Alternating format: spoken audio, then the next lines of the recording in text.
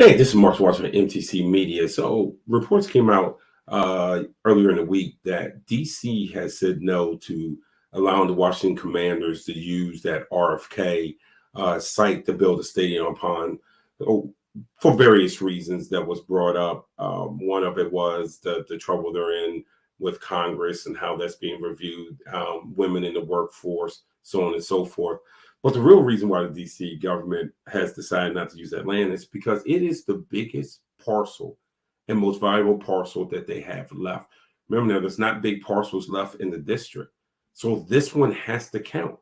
And DC decided that the further gentrification of the city is more important than building Daniel Snyder, of all people, a new stadium. So how did we get here? We got here going all the way back to Sharon Pratt Dixon, having a very contentious negotiation with Jack Kent Cooke that did technically end with an agreement, but the agreement was never acted upon because Maryland swooped in. DC dropped the ball, and you have to wonder, would Washington still be in Washington had Mayor Marion Barry not get caught smoking crack on TV and stayed the mayor? Because he would have given Jack Kent Cooke and Washington anything they wanted just to keep in the city, because he felt like it added so much value to the city, especially the part of the city where RFK is. So that's how we got here to this situation where it's kind of Washington has gotten a little bit on the nomadic side. Now, my solution would be is that Washington needs to take the 400 million from the state of Maryland and completely redo that area where FedEx Field or whatever it's going to be called sits right now.